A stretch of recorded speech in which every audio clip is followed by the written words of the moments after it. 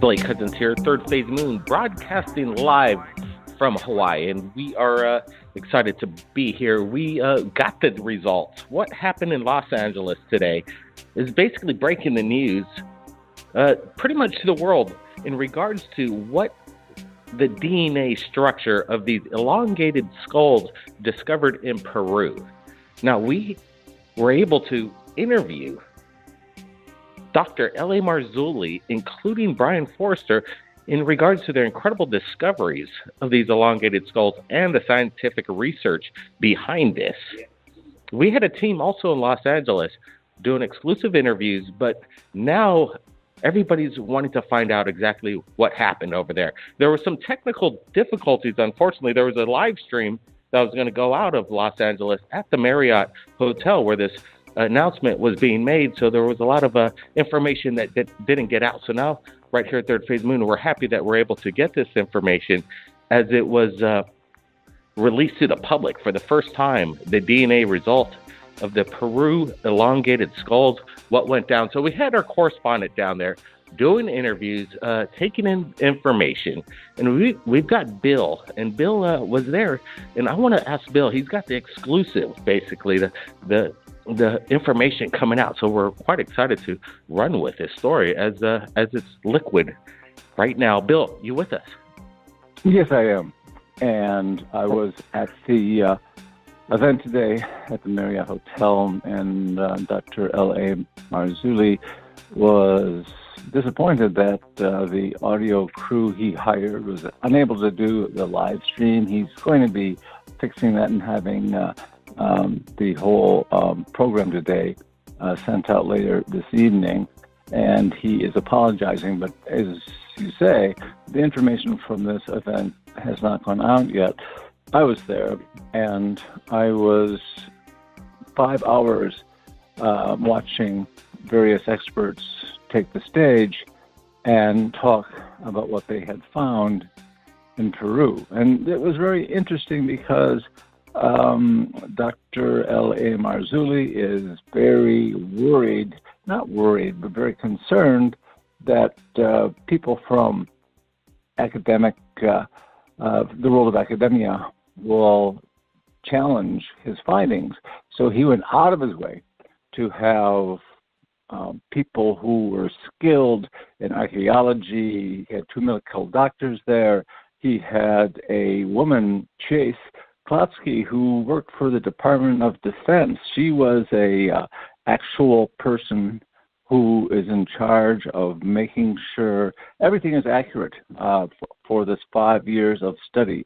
She is authorized to present evidence and to keep evidence, all evidence of whether it's for a legal trial or for an archaeological excavation where nobody is allowed to tamper with it. It's done with certain procedures to ensure nobody can mess with it, that it is not contaminated, that is kept in sterile situations, quarantined, so that when they gather the DNA itself by drilling holes into these skulls, nobody will be able to challenge it because she's an expert. She's done this for extremely demanding organizations all over the world, including the Department of Defense. So he made sure that nobody will be able to challenge the findings. And these findings, at first, you didn't know quite what to make of them, but they point to something very unusual going on because really there are people living in Peru. Now imagine you're walking along the beach in the southern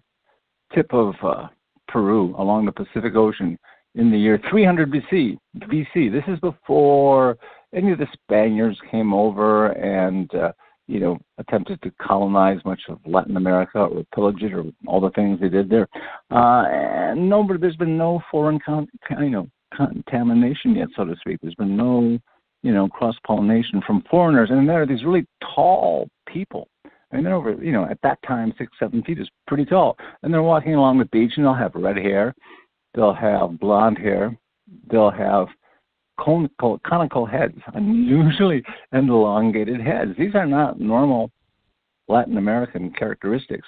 One of the experts there said, you can go to any native American, at that time, Native Latin American person, and they would all have type O blood, every single one of them, no matter what country, no matter where you found them. The Native Latin American Indians, they all had type O blood.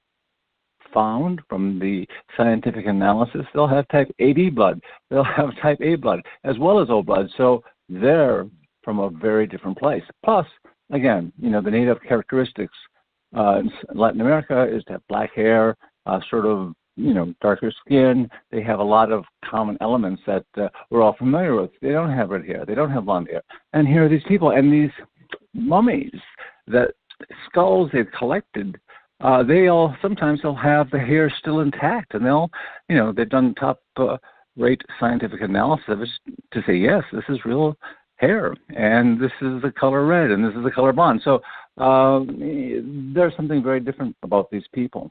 And they were unknown. It was like this whole race that nobody knew about throughout history. And then in 1928, there was somebody who stumbled across this graveyard. It was just chock-a-block full of skulls and bones and whatnot.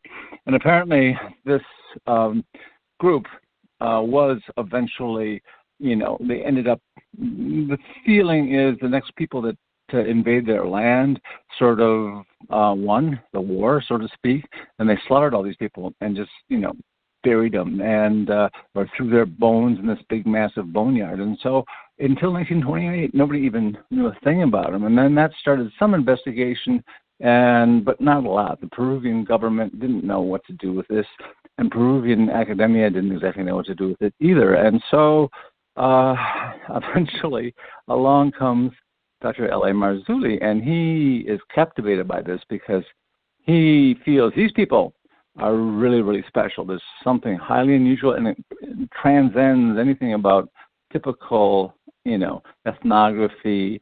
There's something really amiss here, and he believes that they've come from places like in Europe way before Columbus or any of the other people came over, and he feels that they were in the modern day, or what was Israel at the time, when they were fleeing. They were being persecuted after the big battles going on there, and they somehow managed to voyage over and land in this tip of Peru. And he sort of compared the voyage of Thor Heyerdahl, who made a completely ship, boat of the type that would have been used in the BC period, 300, 200 BC, out of reeds, and he managed to cross the ocean. And Dr. L.A. Marzulli believes that that's what happened with these people. And they had to flee because they would have been killed in Israel. And as they've been picking through the archaeological remains of the village where they lived, and when they started doing these studies with DNA evidence, they found very unusual things. Here were exact, DNA signatures from people who would be living in, arisen from Germany or Scandinavia or Asia, in addition to Israel. And it was not like you would find in any kind of DNA in people from Latin America. So there was something scientifically way different about them. And the way their heads were structured, their skulls, these conical skulls, sure, some, cultures throughout history, they would transform, they would put pressure on little children to make their heads misshapen deliberately. We know that the Egyptians did that. A lot of cultures did that for whatever reason. But Dr. Marzulli had expert after expert in saying, no, that's not the case with these skulls. They have the actual genetic signature of skulls that formed normally. And the royalty of this group, they were called the Paracas, the royalty in this group, they all had that naturally. And then other people in their group would try to emulate them. So some of them would do head binding, as it's called, to make sort of this conical shape as well. But the core group did not. I'm telling a long, long story here, aren't I? But the key thing is, he didn't say that. Here's what really, he laid a very convincing framework that could withstand scrutiny of any university based on the handling of evidence, based on the study, based on how the DNA was collected and analyzed. They used 3 different labs. 2 of them were in California. One of them was in Canada.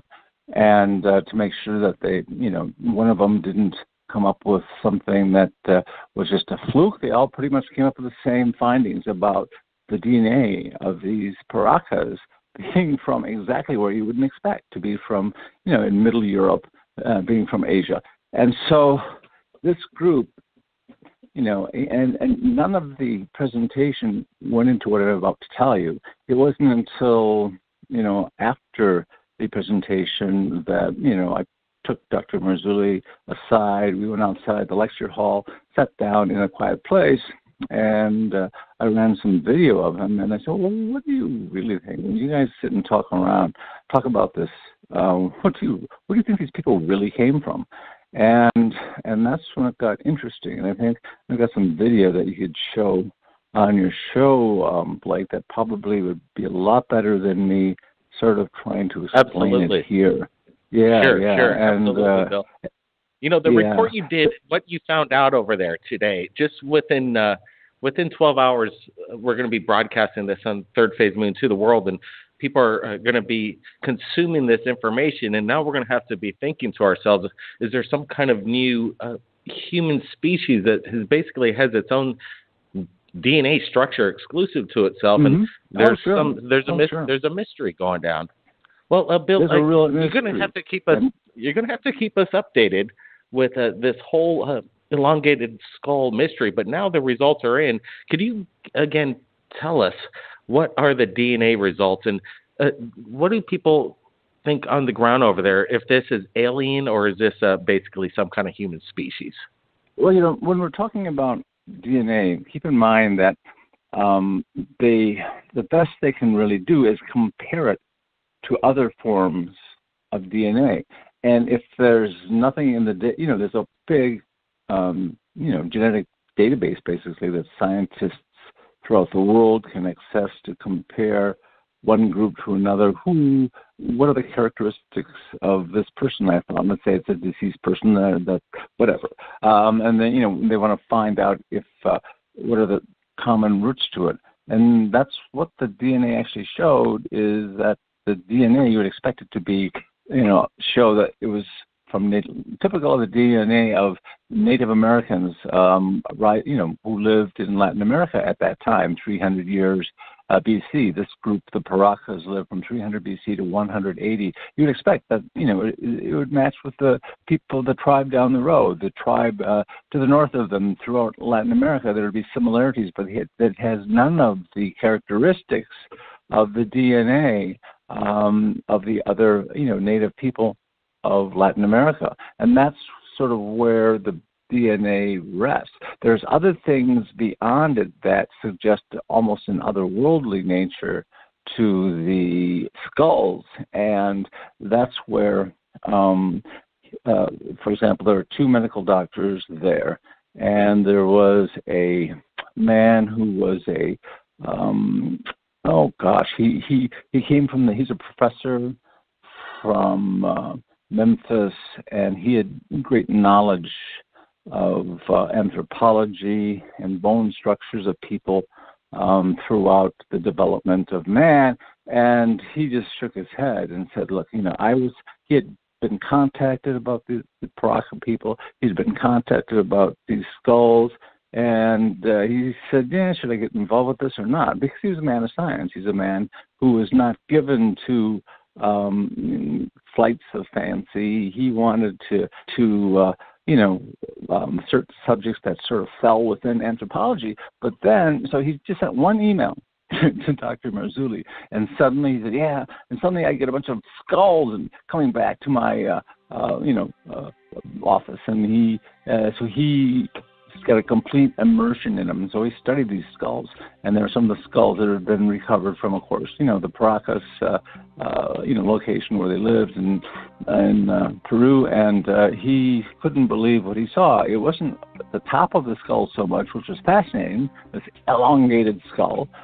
What he found fascinating was on the bottom. It was the bottom of the skull, where, as you know, all of our, vital pathways that go from our body have to pass, the signals and the nerves and the blood vessels and whatnot. They have to pass through our skull and into so our brain can keep control of everything. These skulls are missing huge amounts of, architecture, for lack of a better term, that a regular human skull would have. These are way different. And he was scratching his head when he saw this. And that's what hooked him on this whole study as well.